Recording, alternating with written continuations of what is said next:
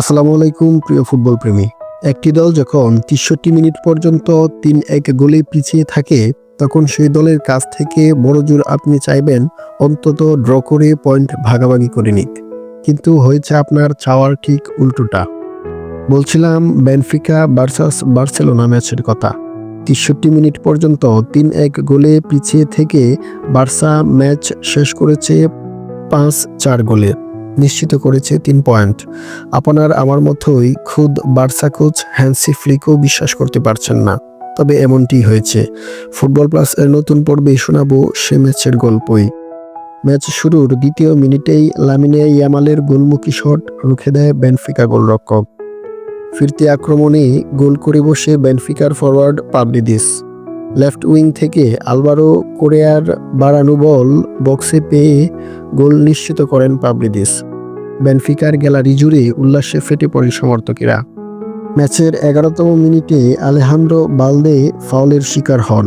VAR check করে penalty বাঁশি বাজান রেফারি।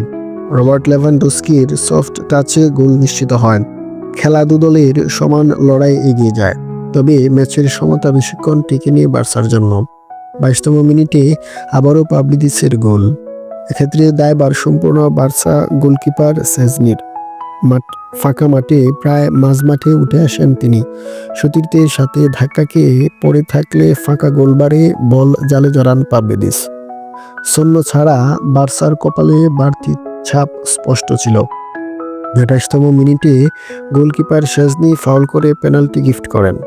এজন্য মরার উপর খাড়ার গা। পেনাল্টি থেকে পাবলিদিস নিজের হ্যাট্রিক নিশ্চিত করেন। ৩০ মিনিটেই ৩-১ গোলে এগিয়ে যায় পর্তুগিজ ক্লাব বেনফিকা। আক্রমণ পাল্টা আক্রমণে খেলা চলতে থাকে। তবে ম্যাচের চিত্রপট ৬৪ মিনিটে বার্সার পক্ষে আসে। বক্সের বাইরে থেকে ব্রাজিলিয়ান তারকা রাফিনিয়ার গোলে ব্যবধান দাঁড়ায় ৩-২-এ। সেই সাথে আক্রমণেরও ধার বাড়ায় বার্সেলোনা। তবে আবারও বার্সার অঘটন। ৬৫ মিনিটে রোনাল্ড আরাউহোর আত্মঘাতী গোলে স্কোরলাইন দাঁড়ায় ৪-২-তে। তবুও যেন বার্সা ছেড়ে দেওয়ার পাত্র নয়। একের পর এক আক্রমণে ব্যস্ত রাখে বেনফিকার ডিফেন্সকে। ৭৬ মিনিটে ফাউলের শিকার হন লামিনে ইয়ামাল। বেনফিকার আলভারো ক্যারিয়াসকে হলুদ কার্ডের পাশাপাশি পেনাল্টি বাঁশি বাজান রেফারি। রবার্ট লেভানডস্কির নিখুঁত শটে গোল নিশ্চিত হয় বার্সার আক্রমণ আরও ক্ষিপ্র হয়। মরিয়া হয়ে উঠতে দেখা যায় হ্যান্সি ফ্লিকের শিষ্যদের। ড্র করার জন্য প্রাণপণে লড়ছিল পেদ্রি রাফিনিয়ারা। খুব শীঘ্রই সফলতাও আসে বার্সার। বদলি হিসেবে নামা এরিক গার্সিয়ার গোলে সমতায় ফেরে বার্সেলোনা। বার্সা শিবিরে আনন্দের মহোৎসব চলছে। অবশ্য মহোৎসব চলার কারণটা নিশ্চয়ই বুঝতে পারছেন। ড্র করার পর যেন নতুন মিশনে নেমেছে বার্সেলোনা। তারা খুব করে চাইছিল জয় নিশ্চিত করতে। তাদের আক্রমণাত্মক মনোভাব তাই বলছিল বারবার। শেষে জয় নিয়েই মাঠ ছেড়েছে বার্সেলোনা।